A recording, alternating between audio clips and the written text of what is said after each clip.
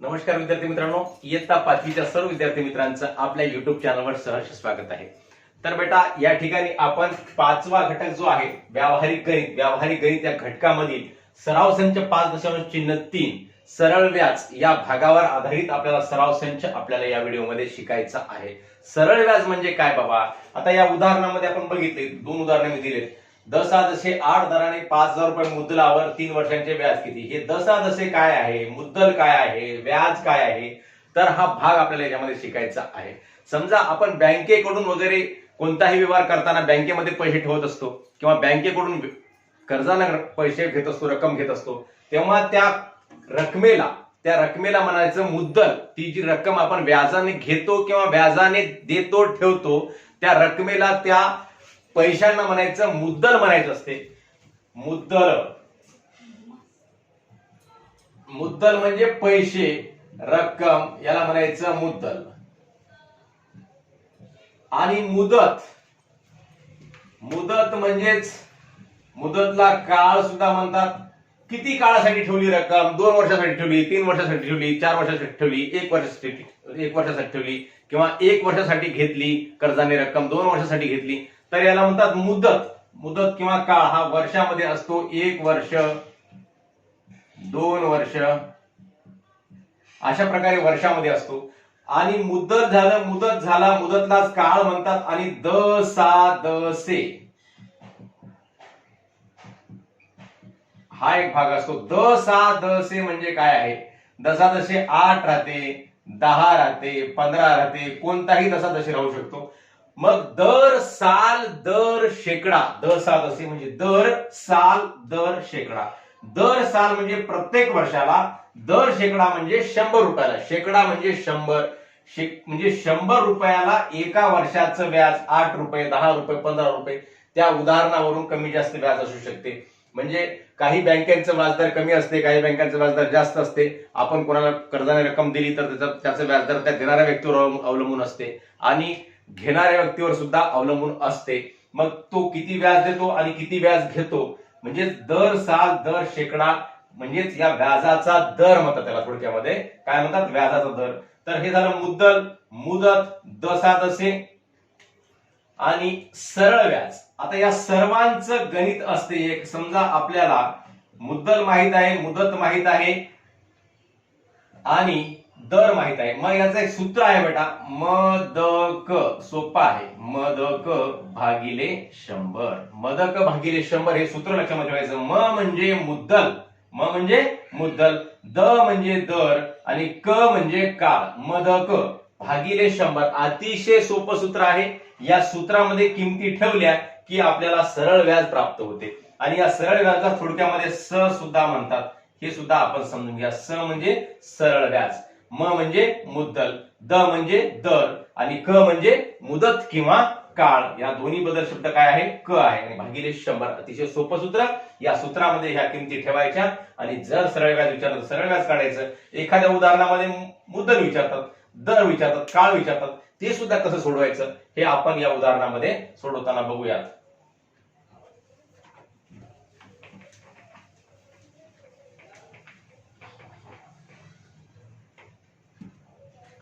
आता बघा, पहिल्या उदाहरणामध्ये काय विचारलं बेटा? दसे 8 दराने 5,000 रुपये मुद्दलावर 3 वर्षांचे व्याज किती? मग दसे मुद्दल किती सांगितला? अगोदर मुद्दल लिहू 5,000 रुपये। 5,000 रुपये काय आहे? मुद्दल आहे। आणि दर किती आहे? दर लिहू थोडक्यामध्ये आपण, दसे पूर्ण लिहायची गरज नाही। दर किती आहे? 8। आणि काळ किती आहे किंवा मुदत किती आहे? मुदत बरोबर आहे 3 वर्ष। आणि व्याज बरोबर किती? व्याज म्हणजे सरळ व्याज। व्याज बरोबर किती विचारलं? तुम्हाला आत्ताच सांगितलं सूत्र लिहायचं, अतिशय सोपं सूत्र आहे। काय सूत्र लिहायचं? सरळ व्याज बरोबर आहे मुद्दल गुणिले दर गुणिले काळ भागिले 100। म म्हणजे मुद्दल, द म्हणजे दर, क म्हणजे काळ म्हणजेच मुदत आणि भागिले 100। मग यांच्या किमती या ठिकाणी ठेवून टाकायच्या. म ची किंमत किती आहे? 5,000 आहे. गुणिले द ची किंमत किती आहे? 8 आहे. गुणिले क ची किंमत म्हणजे मुदत किती आहे? 3 वर्ष आहे. भागिले 100. आता भागिले मध्ये जो 100 आहे बेटा, त्या 100 मध्ये 1 च्या पुढे 2 शून्य आहेत बेटा.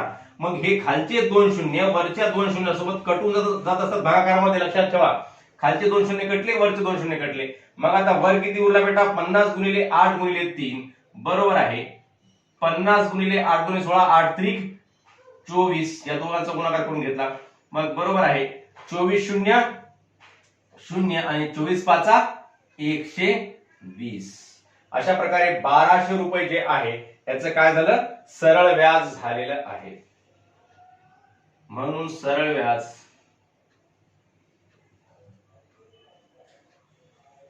बरोबर आहे 1200 रुपये.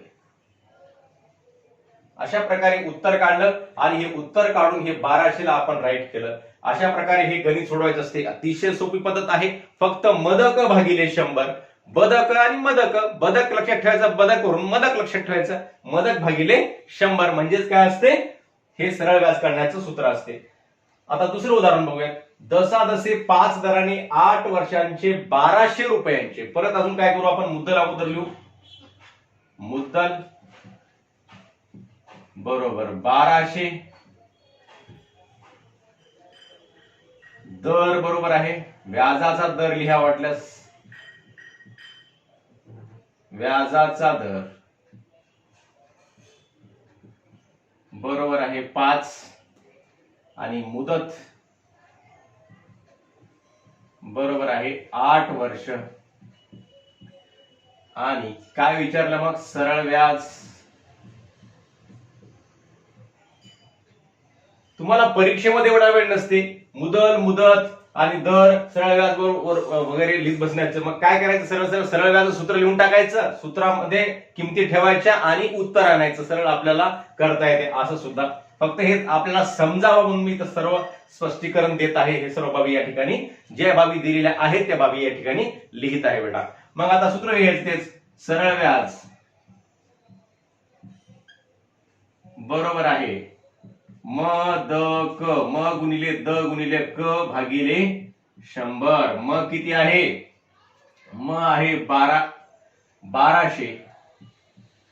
द किती आहे? 5 गुणिले क किती आहे? काळ किती आहे? क म्हणजे काळ म्हणजेच मुदत 8 वर्ष भागिले 100. तुम्हाला आता सांगितलं भागाकारामधले 2 शून्य वर जर 2 शून्य असले तर त्या दोघांसोबत कटतात. म्हणजेच खाली काय राहते? फक्त 1 राहते. कोणत्याही संख्येला 1 न भागल्याने त्या संख्येमध्ये काही फरक पडत नाही. इथं सुद्धा 1 राहिला म्हणून आपण वरच्या संख्येचाच गुणाकार करून घेतला. कोणत्याही संख्येच्या छेदस्थानी काही नसते म्हणजे 1 असते. ही बाब इथं सांगायची राहून गेली. फक्त 1 खाली आहे म्हणजे त्याचं काही याला विचार करण्याची आवश्यकता नाही. तसंच इथं मग इथं सुद्धा खाली काय राहिला? 1च राहिला. मग आता 12 गुणिले 5 किती बेटा? 12 पंचे 60 होतात. 1200 मधले 2 शून्य कटले. आता इथं काय राहिले? फक्त 12 राहिले. 12 पंचे 60. 60 गुणिले 8 मग 8 शून्य शून्य 8 पंचे 40 8 सख 48. म्हणून सरळ व्याज बरोबर आहे 1200 रुपये. इथं जसं लिहिलं 1200 याच्या पुढे रुपये लिहून टाकू आणि हे सुद्धा. म्हणून सरळ व्याज बरोबर आहे 480 रुपये.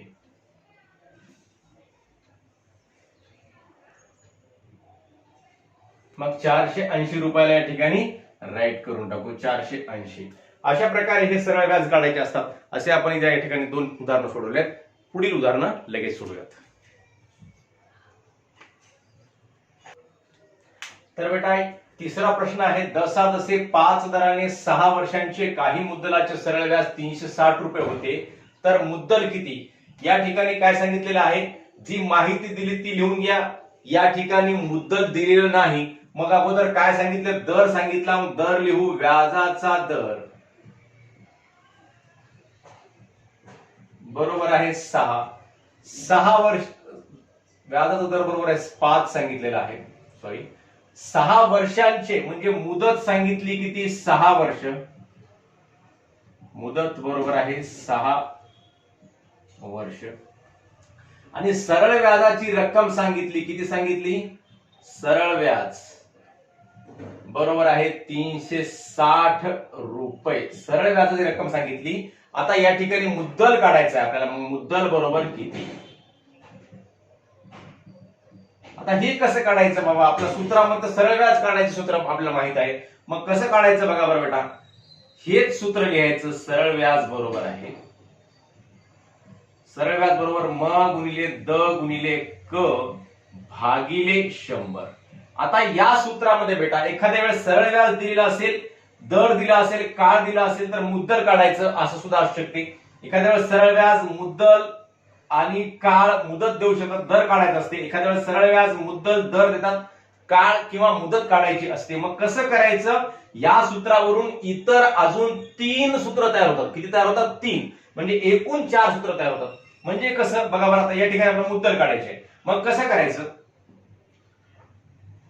तुम्हाला मी एक नियम सांगितला होता, तो तुमच्या लक्षामध्ये आहे किंवा नाही ते माहित नाही मला, पण लक्षामध्ये ठेवायला पाहिजे. नेहमीसाठी लक्षामध्ये ठेवा. बरोबरीचे चिन्ह जे असते, बरोबरी चिन्हाच्या या दोन्ही बाजू असतात. ही डावी बाजू, ही उजवी बाजू. उजव्या बाजूचा एखादा अंक किंवा एखादी संख्या, एखादं पद डाव्या बाजूला गेलं म्हणजे गुणाकाराचं भागाकार होते, भागाकाराचं गुणाकार होते, बेरजेची वजाबाकी होते आणि वजाबाकीची बेरीज होते. जी क्रिया इकडे दिलेली आहे या क्रियेच्या विरुद्ध क्रिया होते, किंवा जी क्रिया इकडे दिलेली आहे या क्रियेची विरुद्ध क्रिया बरोबरी चिन्हाच्या पलीकडे जाऊन होते. मग आपल्याला मुद्दल काढायचं आहे. म्हणजे बरोबरी चिन्हाच्या इकडल्या बाजूला मुद्दल ठेवलं. मग भागाकारामधलं जे 100 आहे हे सरळ व्याजाच्या कशामध्ये येते. गुणाकारामध्ये येते. सरळ व्याज भागाकाराचं 100 कुठं आलं. गुणाकारामध्ये उडी मारलं इकडून इकडं सरळ व्याजाच्या. आणि गुणाकारामधला दर आणि काळ जो आहे तो कुठं जातो. भागाकारामध्ये जातो. म्हणजेच द गुणिले ग. मुद्दल जाग्यावरच राहिला. आपण इकडली बाजू इकडे लिहिलो असं समजून घ्या. मुद्दल जाग्यावरच राहिला. दर आणि काळ गुणाकारामधला मुद्दलच्या कुठे गेला. या सरळ व्याजाच्या भागाकारामध्ये गेला आला. आणि भागाकाराचं 100 कुठे गेलं. याच्या गुणाकारामध्ये गेलं. ही बाब समजून घ्या बेटा. तुम्ही खूप चिमुकले आहात, परंतु ही बाब जर समजून घेतलात तर तुम्हाला 10वी पर्यंतचे गणित, पुढील सर्व स्पर्धा परीक्षांचे गणित, अशा प्रकारचे सर्व गणित यामधून तुम्हाला कळतात. कारण हे समीकरणाचा भाग आहे. हा भाग समजला की तुम्हाला गणित खूप सोपं जाईल. म्हणजे गुणाकाराचं भागाकार, भागाकाराचं गुणाकार, बेरजेची वजाबाकी, वजाबाकीची बेरीज, बरोबरी चिन्हाच्या अलीकडे आल्यानंतर संख्या किंवा पद काही जरी अलीकडे पलीकडे गेलं तर त्याची क्रिया विरुद्ध क्रिया होते. हे समजून घ्या. मग गुणाकारामधला दर आणि काळ भागाकारामध्ये आला आणि भागाकाराचं 100 सरळ व्याजाच्या गुणाकारामध्ये गेलं. आता एक नवीन सूत्र आपल्याला तयार झालं. याच प्रकारे जेव्हा दर काढायचा असेल तेव्हा मुद्दल कुठेही लिहिता येईल आणि दर लिहिता येईल. जर काळ काढायचं असेल तर काळ कुठेही लिहिता येईल आणि मुद्दल कुठेही लिहिता येईल. म्हणजे कोणतंही संख्या, कोणतीही पद, कोणतंही काही काढायचं राहिलं तरी आपल्याला या एका सूत्रावरून इतर 3 सूत्र तयार करता येतात. खूप सोपी बाब आहे. तुम्हाला सुद्धा तयार करता येतील. मग आता याच्यामध्ये किंमत ठेवून टाकू. सरळ व्याज किती सांगितलं. 360 रुपये. सरळ व्याज बरोबर आहे 360 गुणिले दर किती सांगितला. 5. सरळ व्याज 360 रुपये गुणिले 100 आणि दर किती आहे. 5 रुपये आहे. आणि क म्हणजेच काळ म्हणजेच मुदत किती आहे. 6 वर्ष आहे. मग आता या 6 न 360 ला भाग जातो. 6 एक 6, 6 6 36 आणि 0 ला 0चा भाग म्हणजे 60 झालं. मग 5 न या 60 लाही भाग जातो, 100 लाही भाग जातो. कशाला भागा. 5 एक 5, 5 एक 5, 6 मधून 5 गेले, 1 उरले, 10 झाले. 5 दोन्ही 10. अशा प्रकारे तुम्ही भागाकार करायला शिका. आता इथे काय आलं. 360 ला 6 न भागलं किंवा 5 न सुद्धा भागू शकलो असतो आपण. 6च्या पाण्यामध्ये 36 देऊन आपल्या डोक्यामध्ये 6 आलं. मग 6 न भागलं. भागाकार किती आला बेटा. 60 आला. खाली 1 आला. मग या 60 ला परत 5 न भाग जातो म्हणून 60 ला परत 5 न भागलं किती आलं. 12 आलं. मग 12 गुणिले 100 किती होतात. 12 गुणिले 100 12 0 0, 12 0 0, 12 1 12. मग 1200 खाली भागाकारामध्ये काय आहे. 1 गुणिले 1 म्हणजेच 1 1 1, 1200 छेद 1 म्हणजेच 1200. म्हणून मुद्दल बरोबर आहे 1200 रुपये. अशा प्रकारे काढायचं असते. खूप सोपी बाब आहे. मग 1200 रुपयाला राईट करायचं. फक्त इथं कसं झाला, भागाकाराचा गुणाकार झाला, गुणाकाराचा भागाकार झाला, ही बाब समजून घ्या आणि सरळ नवीन सूत्र तयार करा. नवीन सूत्र तयार करून त्याच्यामध्ये किमती ठेवायच्या आणि गणित सोडवायचं. आता इथं काय दिलं, दशादशे काही दराने म्हणजे दशादशे काढायचं आहे आपल्याला. 100 रुपयांचे 1 वर्षाचे मुद्दल किती सांगितलं, 100 रुपये. मुद्दल बरोबर आहे 100 रुपये. 1 वर्ष मुदत किती सांगितली, 1 वर्ष. सरळ व्याज किती सांगितला, 3 रुपये.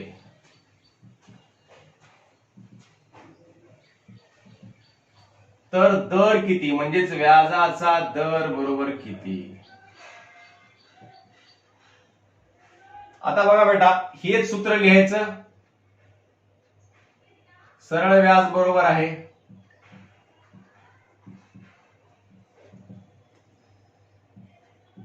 मदक भागिले 100. आपल्याला काय काढायचं आहे, द काढायचं आहे. मग द जाग्यावरच ठेवू. सरळ व्याजाच्या भागाकार इकडे मदकच्या भागाकारामध्ये जे 100 आहे ते गुणाकारामध्ये ठेवू. दर बरोबर आहे सरळ व्याज गुणिले 100. भागाकाराचं 100 कुठे गेलं, गुणाकारामध्ये गेलं सरळ व्याजाच्या. आणि गुणाकारामधलं म आणि क कुठे गेलं, भागाकारामध्ये गेलं. म गुणिले क बरोबर आहे. सरळ व्याज किती सांगितलेलं आहे, सरळ व्याज सांगितला 3 रुपये आणि गुणिले 100 छेद मुद्दल किती आहे, 100 रुपये आहे मुद्दल. आणि काळ किती आहे, 1 वर्ष काळ आहे. मग 100 कटतात या ठिकाणी. 100 कटले, 100 कटले, 100 एक 100, 100 एक 100 म्हणजे 1 1 येते. आणि 3 छेद 3 एक 3 आणि 3 छेद 1 म्हणजेच 3. म्हणून व्याजाचा दर बरोबर आहे 3 रुपये. दर साल दर शेकडा 3 रुपये व्याजाचा दर. पर्याय क्रमांक 2. हे गणित आपल्याला तोंडी सुद्धा करता आलं असतं, परंतु तुम्हाला दर कसा काढायचं हे सूत्र कळावं आणि हे गणित तुम्हाला करता यावं अशा प्रकारचं गणित म्हणून या ठिकाणी सोडून दाखवलं. काय सांगितलं होतं, 100 रुपये मुद्दल सांगितलं, मुदत 1 वर्ष सांगितलं आणि मग दर साल दर शेकडा, दर साल दर शेकडा व्याज किती सांगितला होता, 3 रुपये सांगितला होता. म्हणजे तेच उत्तर होतं आपलं, जसं दर साल दर शेकडा जे म्हणतो आपण. म्हणजे दर साल म्हणजे एका वर्षाला 100 रुपयाला किती व्याज झालेले आहे, 3 रुपये व्याज झालेले आहे. म्हणजेच ते काय आहे, व्याज 3 रुपये व्याज आहे. अशा प्रकारे हा चौथा प्रश्न आपण तोंडी सुद्धा सोडू शकलो असतो, परंतु दर कसा काढावा तुम्हाला कळावं म्हणून या ठिकाणी सूत्र लिहिलं आणि सूत्र लिहून हे उत्तर काढलं. तर अशा प्रकारे हे 4 प्रश्न सोडवले. लगेच आपण 5वा प्रश्न सोडूयात. तर बेटा 5वा प्रश्न आहे, 100 रुपयाचे दशादशे 8 दराने 3 वर्षांचे व्याज किती. मुद्दल सांगितली 100 रुपये. मुद्दल बरोबर आहे 100 रुपये. व्याजाचा दर आहे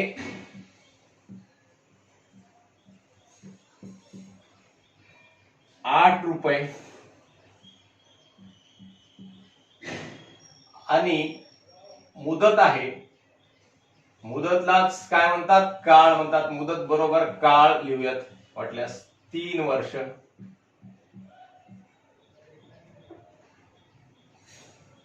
आणि सरळ व्याज बरोबर किती. व्याज म्हणजेच काय, सरळ व्याज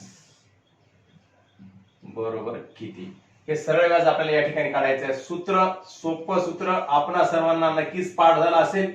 सरळ व्याज बरोबर आहे मद क भागिले 100. म गुणिले द गुणिले क भागिले 100.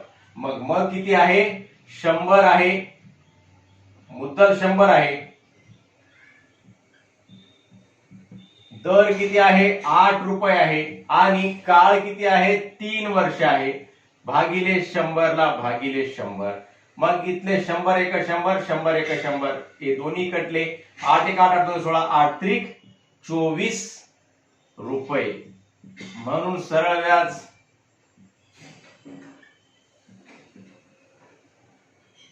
बरोबर आहे 24 रुपये. 24 रुपये हा जो पर्याय आहे, हा पर्याय आपल्याला लिहायचा राहून गेला. 12, 24, 36 आणि 16.